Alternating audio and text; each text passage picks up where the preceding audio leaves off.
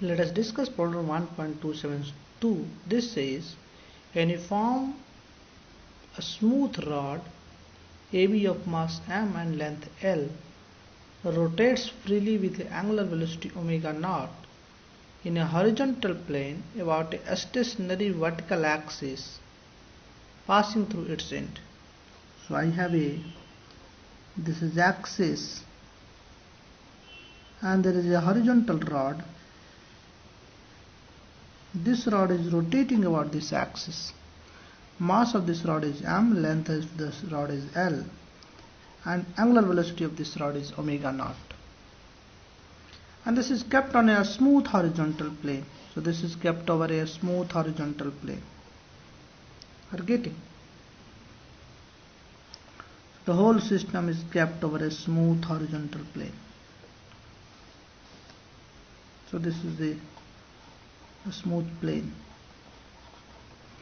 Now question says a small sleeve of mass m starts sliding along the rod, and mass of this rod is capital M basically. So mass of the rod is capital M, and there is a sleeve of a small mass m. Initially this is kept at A and this is B. So initially sleeve is here.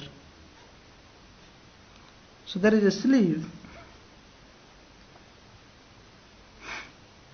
Initially sleeve is kept at point A and mass of the sleeve is m. Find the velocity of the sleeve relative to the rod when it reaches to the end B. So we have to find V dash, that is the velocity of sleeve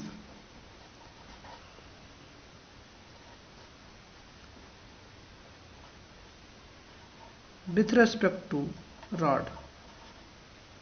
Let us try to analyze what will happen. And this sleeve and rod are frictionless. Initially this sleeve is here, that is the and A. After some time this rod is rotating, so this rod will be rotated by some angle theta, and this sleeve will go here. After some more time this rod will even rotate more angle, so you will have something like this, and the sleeve has reached here. After a certain time this sleeve will reach to the end B. At that point of time we have to find what is the velocity of sleeve with respect to rod. Are you getting? Now what we are going to do is, we are going to apply angular momentum conservation in this case. So let us see this situation. In this case there is this sleeve and rod applying no force. So about this axis there is no force acting. So this means because this hinge is free hinge, no external force is acting, no external torque is acting about this axis. So this means angular momentum has to be conserved. So I can write angular momentum has to be conserved about an axis that is passing through A. Angular momentum is conserved.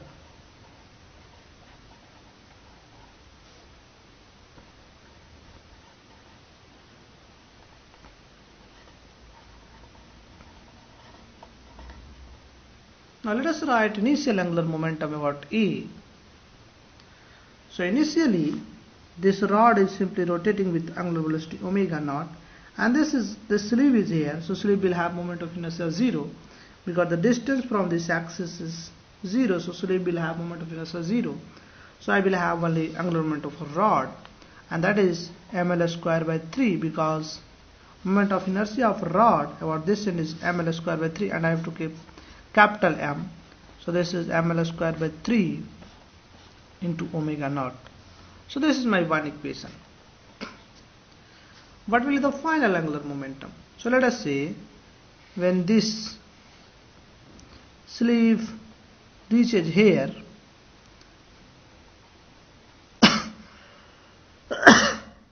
this is rotating with angular velocity omega. This means what is happening when this sleeve is going this side, the angular velocity of rod keeps decreasing. Why this is decreasing? because in this system there is nothing that provides the energy. So some of the kinetic energy of the rod gets converted into the kinetic energy of sleeve. So sleeve has some velocity v dash. Let us say v dash is the velocity of sleeve with respect to rod.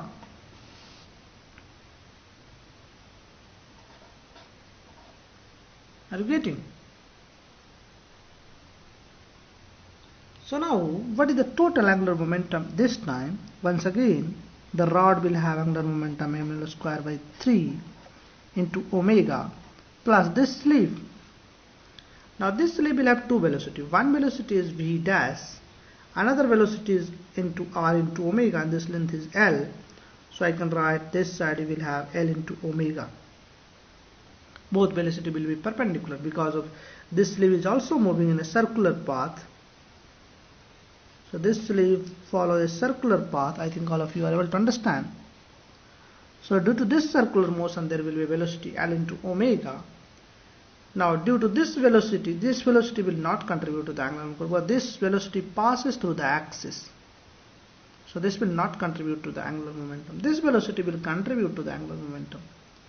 So I can say either I can think this velocity r cross mb in terms of r cross mb, or even I can simply think about this axis. This mass sleeve is moving in a circle with angular velocity omega. In that case I have to write angular momentum I into omega. So I will be ml square and omega. So this is the final angular momentum. So I have to equate these two angular momentum, ml square by 3 into omega naught, that is the initial, so it will be final, ml square by 3 plus ml square into omega. So this is my equation number 3. From here I can get the value of omega. So L square goes out. So we will have omega is equals to m omega naught. And let us say 3 also goes out. So we will have m plus 3m. You can write in a better way. Omega is equals to m divided by m plus 3m into omega naught. So this is the angular velocity. But I want v dash. My final target is to find v dash. How will find this one?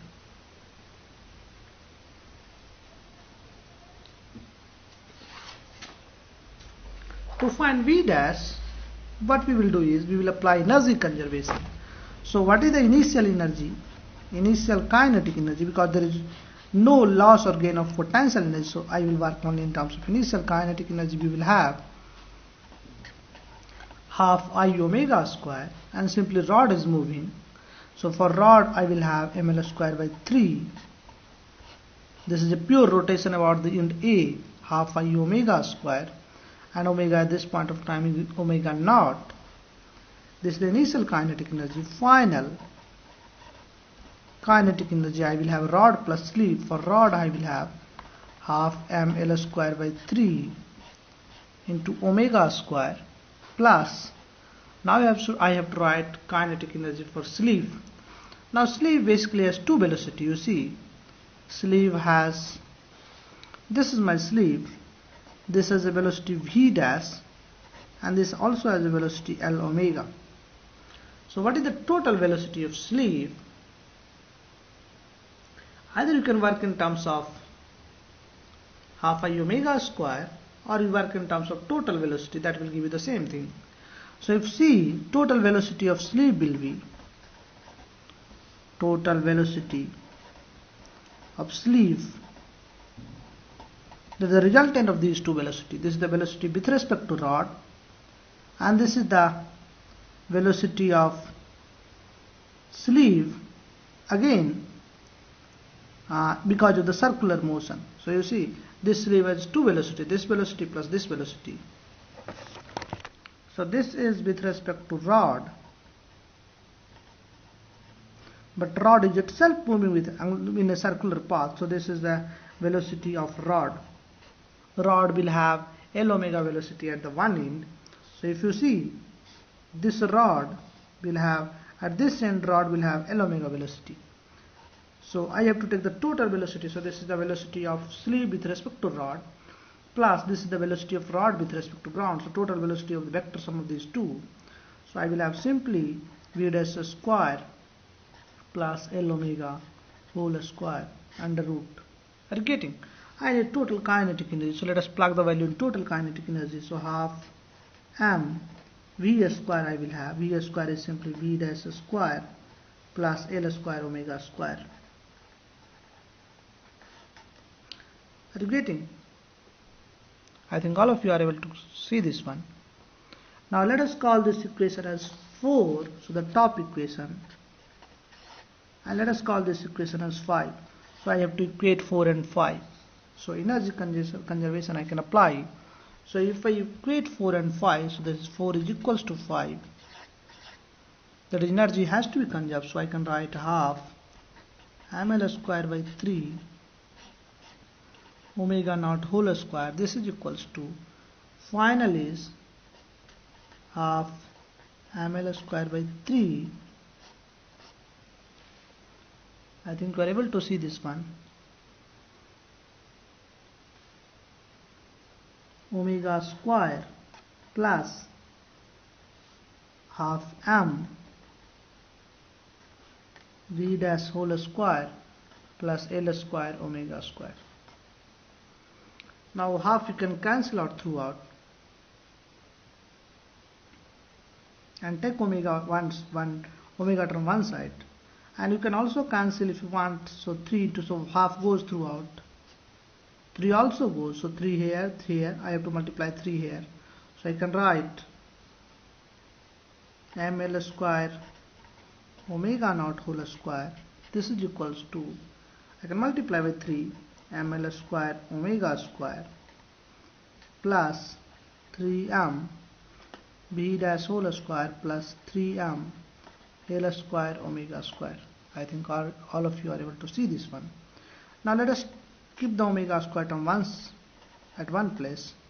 So ml square omega naught whole square, this is equals to omega square if I take common, ml square plus 3ml square plus 3m v dash whole square. Now I already know the value of omega, so you check your copy. So if you see, this omega is here, m by m plus 3m into omega naught. I can plug this value. Let us cancel L square term also. So I will have m omega naught whole square is equals to omega square m plus 3m plus 3m v dash whole square by L square, because I have divided by L square. Now plug the value of omega square. So I will have m omega naught whole square. Omega square is m by m plus 3m whole square into m plus 3m plus 3m v dash whole square by L square. Are you getting? Now m plus 3m cancels out, so I will have this is also omega naught whole square, so omega naught is also there. So I will have m omega naught whole square is equals to, m plus 3m goes out, so I will have m square omega naught whole square divided by m plus 3m plus 3m b dash whole square L square. Now if I take this side, I will have m omega naught whole square common, 1 minus m by m plus 3m, and this is simply mathematics I am doing, there is no physics involved here, 3m v dash whole square L square. So this will be, m goes out, so we will have 3m into capital M, so 3 small m capital M omega naught whole square divided by m plus 3m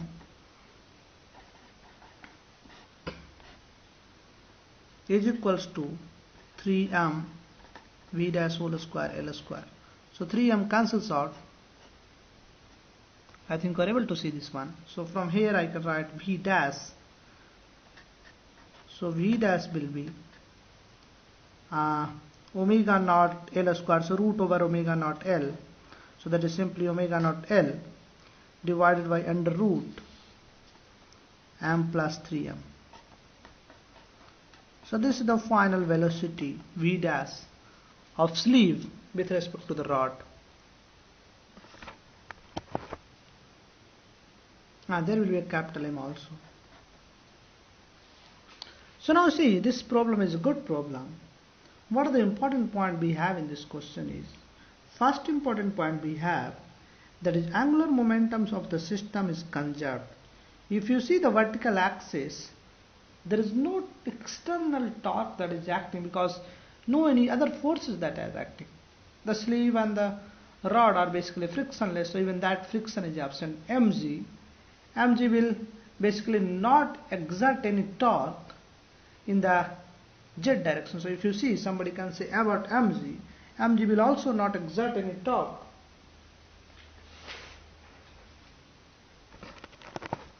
So if you think about mg will basically not exist, so even mg is there. Now mg will not try to rotate in this direction. Mg will have a torque, but that torque will come in this direction. Let us say mg into this distance, and this torque will come in this direction. And my direction is this. I am conserving angular momentum in this direction. So this is my, let us say, z axis, this is y axis, this is x axis.